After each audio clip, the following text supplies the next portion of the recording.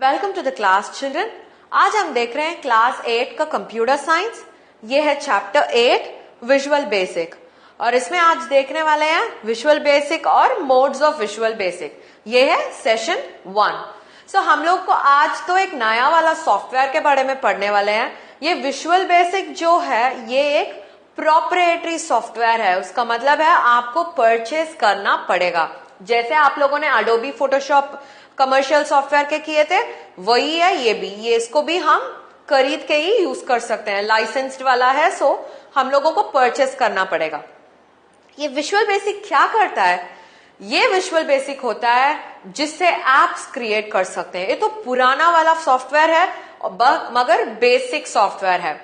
इससे हम लोग एप्स क्रिएट कर सकते हैं। आप जो सॉफ्टवेयर देख रहे हो शॉप्स में, क्लॉथिंग स्टोर्स में आप देख चुके होंगे, या तो बड़ा बड़ा डिपार्टमेंटल स्टोर में सब एक फॉर्म आएगा आपको।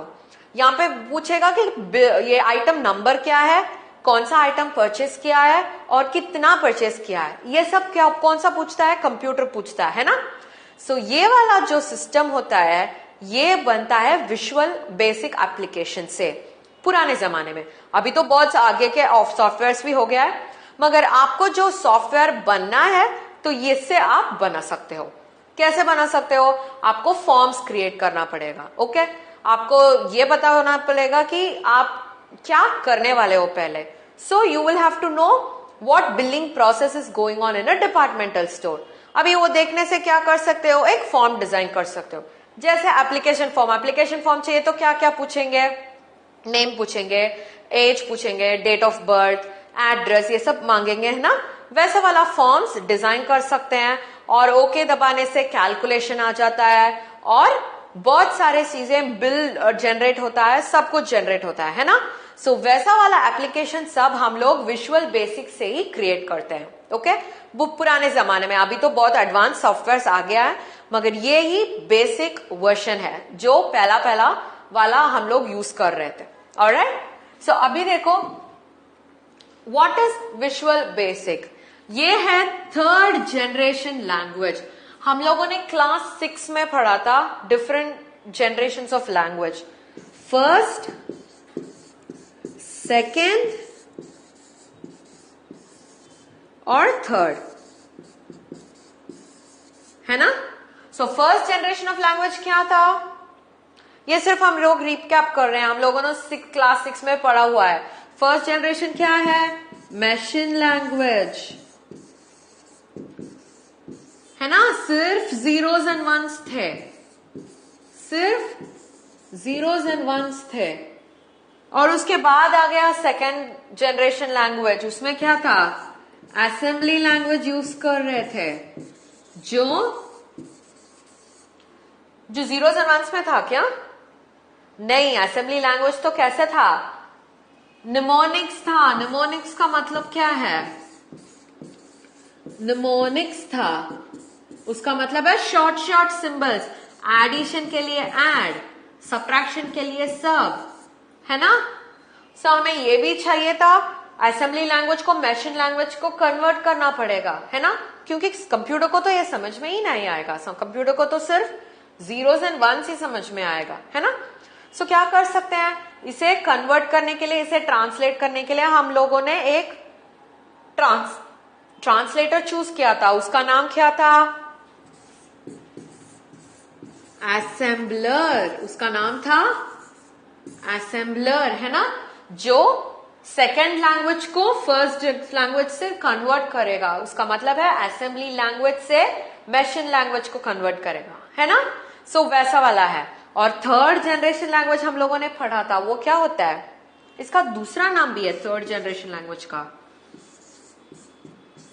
हाँ, high level language. Very good, high level language. ये तो ह्यूमन रीडेबल है। ह्यूमन रीडेबल माने हम लोगों को पढ़ सकते हैं।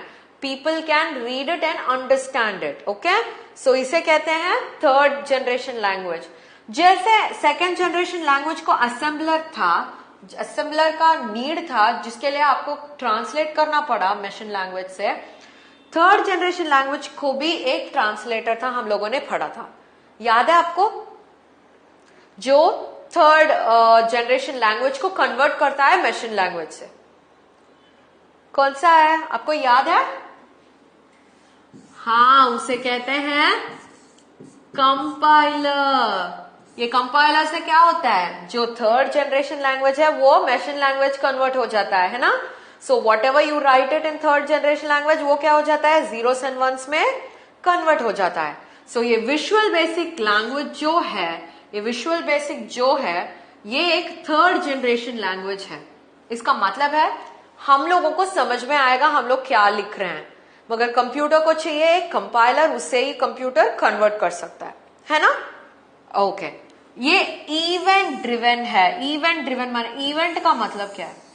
इवेंट का मतलब है जो हम क्रिएट करते हैं। फॉर एग्जाम्पल अभी कंप्यूटर में कौन सा इवेंट क्रिएट होगा, आप बताना चाहते हो कि कुछ हो रहा है कंप्यूटर में, तब क्या करोगे? जब कैसे इंस्ट्रक्शन दोगे कंप्यूटर को, कैसे इंस्ट्रक्शंस पास करेंगे कंप्यूटर को? वेरी गुड, एक बटन क्लिक्स है ना। कौन सा क्लिक, कौन सा button click? Mouse button clicks है ना। सो एक माउस बटन क्लिक से पास करेंगे या तो कीबोर्ड से। सो ये दोनों से ही हम लोग इंस्ट्रक्शन पास करेंगे। जब आप ये इंस्ट्रक्शन दे रहे हो तब ये प्रोग्राम काम करेगा। उसका मतलब है जब कभी एक बटन को क्लिक कर रहे हो या फिर की को प्रेस कर रहे हो, उसके बाद ही ये जो आप क्रिएट कर रहे हो प्रोग्राम वो रन होगा। ओके, सो आपका वो बटन क्लिक, की प्रेस, ये सब क्या हो जाता है, इवेंट्स हो जाता है। हम लोगों ने पढ़ा था ना स्क्रैच में, क्लास 7 में हम लोगों ने पढ़ा था इवेंट्स, व्हेन माउस क्लिक्ड है ना, इफ माउस क्लिक्ड, और उसके बाद ये भी पढ़ा था हम लोगों ने व्हेन ब्रॉडकास्ट मैसेज, ये सब हम लोगों ने पढ़ा था, वो तो इवेंट्स है। सो जब कभी कुछ हो रहा है, फॉर एग्जाम्पल जो क्लिक हो रहा है माउस या फिर कीबोर्ड प्रेस हो रहा है, जब कभी ये सब होता है तब प्रोग्राम एग्जीक्यूट होता है ना। सो उसे कहते हैं इवेंट ड्रिवन प्रोग्रामिंग। उसका मतलब है इवेंट ड्रिवन प्रोग्रामिंग। उसका मतलब है जब कभी आपको क्लिक या की प्रेस के बाद प्रोग्राम रन होता है, उसे कहते हैं इवेंट ड्रिवन प्रोग्रामिंग। समझ में आया आपको, है ना? ओके, सो अब देखते हैं ये एक प्रोग्रामिंग लैंग्वेज है। प्रोग्रामिंग का मतलब क्या है? ओके, पहले वाला प्रोग्राम का मतलब क्या है? प्रोग्राम का मतलब क्या है? हम लोगों ने फर्स्ट यही पढ़ा था। प्रोग्राम का मतलब है, very good, set of instructions. Program का मतलब है सेट ऑफ इंस्ट्रक्शंस, है ना। सो अभी ये प्रोग्रामिंग लैंग्वेज जो होता है इसे कहते हैं set of instructions given to the computer. Programming language का मतलब है हम लोग तो इतना सारा लिख देते हैं इंस्ट्रक्शंस। ओके, सेट होता है इंस्ट्रक्शंस, बहुत ज्यादा इंस्ट्रक्शंस मिला के एक सेट बनता है। जो सेट होता है वो इंस्ट्रक्शंस हम एक स्पेसिफिक लैंग्वेज में देंगे। ओके, कौन सा लैंग्वेज है वो? थर्ड जनरेशन लैंग्वेज, है ना। So set of instruction given to a computer is called as program. जब कभी हम एक स्पेसिफिक लैंग्वेज में वो प्रोग्राम देते हैं उसे कहते हैं प्रोग्रामिंग लैंग्वेज। उसे कहते हैं प्रोग्रामिंग लैंग्वेज। और ये जो है is derived from basic. Derived माने टेकन, डिराइव्ड माने टेकन फ्रॉम बेसिक। बेसिक का एडवांस्ड वर्जन है। हम लोगों ने बेसिक क्लास 6 में पढ़ा था, क्लास 7 में भी पढ़ा था। सो बेसिक का एडवांस्ड वर्जन है ये विजुअल बेसिक। ओके, समझ में आया आपको? अभी देखने वाले हैं फीचर्स ऑफ विजुअल बेसिक। किस चीज के लिए विजुअल बेसिक को हम यूज करना है। ओके, फीचर्स का मतलब है वर्किंग। फीचर्स का मतलब है वर्किंग। ओके, सो अभी देखो पहला वाला है नो लाइन नंबर्स। याद है आपको बेसिक में बेसिक में 10, 20 या फिर 1, 2, 3 ऐसे सब लाइन नंबर्स लिखना पड़ा जब हम लोग कोड कर रहे थे, है ना। सो अब तो कोई जरूरत ही नहीं है, लाइन नंबर्स का कोई जरूरत ही नहीं है। नो टर्मिनेटिंग कैरेक्टर, बेसिक में तो हम लोग सेमीकोलन यूज कर रहे थे हर एक सेंटेंस के लिए, हर एक स्टेटमेंट के लिए, याद है ना आपको। जब कभी हम लोग टाइप कर रहे थे, इनपुट दे रहे थे, इनपुट ए बी कर रहे थे, हम लोगों को सेमीकोलन से एंड करना पड़ेगा।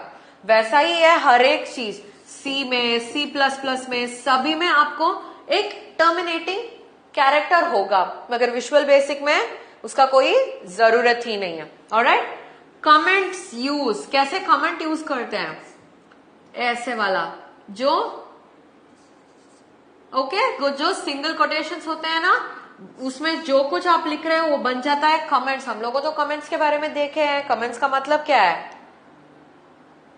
जो टेक्स्ट हम लिखते हैं समझाने के लिए दूसरों को। अभी तो हमें पता चलेगा, फॉर एग्जाम्पल हम लोग लिख रहे हैं A = B+C, हमें तो पता होगा A क्या है, B क्या है, C क्या है, क्योंकि हम लोगों ने प्रोग्राम लिखा था। मगर दूसरा आ रहा है, जो दूसरा आ रहा है जिसको प्रोग्राम समझना है, क्या कर सकते हैं, कमेंट लिख सकते हैं। यहां पे लिख सकते हैं B is cost, C is interest amount। So, ऐसे लिखने से क्या होगा, उसको समझ में आएगा कि ये जो A और B और C है उसका कोई मतलब है। सिर्फ हम लोगों ने नाम दिया था A, B, C, मगर उसका तो और भी डेटा अंदर है। सो दूसरों को समझाने के लिए कमेंट्स लिखते हैं। और सोचो कि आप भी ये प्रोग्राम को 10 साल के बाद देख रहे हो, आपको भी समझना है ना, क्योंकि उस दिन तो आप ऐसे ही ABC नेम करके चले जाएंगे, मगर उसके बाद तो हमें याद आना चाहिए ना, इसलिए हम लोग उसे कमेंट करते हैं। तभी तो कोई भी देखेगा उसे याद करके उस पे काम कर सकता है। ऑलराइट, और uses keywords for statements. Keywords का मतलब क्या है, रिजर्व्ड वर्ड्स। रिजर्व्ड का मतलब है जो ऑलरेडी सिस्टम पे सेव हुआ है, जैसे कि इफ, एल्स। उसके बाद कौन सा कीवर्ड है, डू। सो ये सब इसमें यूज होता है विजुअल बेसिक में। समझ में आया आपको। अभी ये है modes of visual basic. Visual basic का 4 मोड होता है। ओके, पहला मोड होता है डिजाइन मोड। पहला मोड होता है डिजाइन मोड। दूसरा होता है रन मोड। दूसरा होता है रन मोड। तीसरा होता है ब्रेक मोड। तीसरा होता है ब्रेक मोड। और फोर्थ है डीबग मोड। ओके, ये मोड से क्या होगा, विजुअल बेसिक को ये चारों से हम डिवाइड करते हैं और हर एक स्टेज पे हम काम करते हैं। फॉर एग्जाम्पल, पहला जो फॉर्म्स आप डिजाइन कर रहे हो, हम लोगों ने बात किया था एक बिलिंग सॉफ्टवेयर के बारे में। यहां पे लिखेगा आइटम आईडी, यहां पे एक बॉक्स आ जाएगा, आइटम नेम, क्वांटिटी, टोटल। सो ये पार्ट जो हम डिजाइन कर रहे हैं, बटन्स के साथ, टेक्स्ट बॉक्सेस के साथ, लेबल्स के साथ, जो हम डिजाइन कर रहे हैं, करने वाले हैं, उसे डिजाइन मोड कहते हैं। उसे कहते हैं डिजाइन मोड। ये तो यूजर जो यूज करने वाला है उसे दिखेगा, नॉट फॉर अस, मगर हमें तो उसे डिजाइन करना पड़ेगा। ऑलराइट, सो वो क्या बन जाता है, वो बन जाता है डिजाइन मोड, जिसमें आप लेबल्स, टेक्स्ट बॉक्सेस के साथ डिजाइन करते हो। समझ में आया। और दूसरा है रन मोड। ये कैसा वाला है, जो प्रोग्राम रन होता है, एग्जीक्यूशन। इसे क्या कहते हैं, इसे कहते हैं एग्जीक्यूशन। एग्जीक्यूशन का मतलब है रनिंग द प्रोग्राम। जो आप प्रोग्राम को लिखे होंगे उसे कंपाइलर के साथ बेच देंगे। कंपाइलर क्या करेगा, आपको जो हम लोगों ने कोड लिखा है उसे कन्वर्ट करके सिस्टम को बेच देगा। सो ये प्रोसेस को क्या कहते हैं? एग्जीक्यूशन। सो वो एग्जीक्यूशन मोड को कहते हैं रन मोड, उसे कहते हैं रन मोड। तीसरा है ब्रेक मोड। जब एग्जीक्यूशन चल रहा है, अगर उसको आप स्टॉप करोगे, बीच में कंप्लीट होने के बगैर आप स्टॉप करोगे, उसे कहते हैं ब्रेक मोड, उसे कहते हैं ब्रेक मोड। ये ब्रेक मोड अपने आप भी आ जाता है समटाइम्स, आप स्टॉप करने के बिना भी सिस्टम अपने आप ब्रेक मोड में जाएगा। कब जाएगा? जब आपके प्रोग्राम्स पे एरर्स हैं। जब एरर्स आएंगे सिस्टम अपने आप ब्रेक मोड में चला जाएगा। समझ में आया? उसे कहते हैं ब्रेक मोड। और जब वो ब्रेक मोड में आप एरर्स को डीबग करते हैं, उसका मतलब है करेक्टिंग एरर्स। करेक्टिंग मतलब क्या है? जो कुछ गलत है वो सब ठीक करना। करेक्टिंग एरर्स को कहते हैं डीबग मोड। सो ऐसे ही हम लोगों को प्रोग्राम करना पड़ता है। पहला डिजाइन करना पड़ता है, उसके बाद कोड करना पड़ता है और रन करके देखना पड़ता है। उसके बाद ब्रेक मोड पे अगर एरर्स होगा तो आ जाएगा, आने के बाद हमें डीबग करना है। सो यही है modes of visual basic. Okay, so हम लोगों ने आज क्या देखा है चिल्ड्रन? हम लोगों ने विजुअल बेसिक का एक इंट्रोडक्शन भी देखा है और मोड्स ऑफ विजुअल बेसिक देखा है। अभी और सेशंस में हम लोग देखेंगे कैसे सॉफ्टवेयर पे काम करना है। Alright, so meet you in the next session children. Bye bye.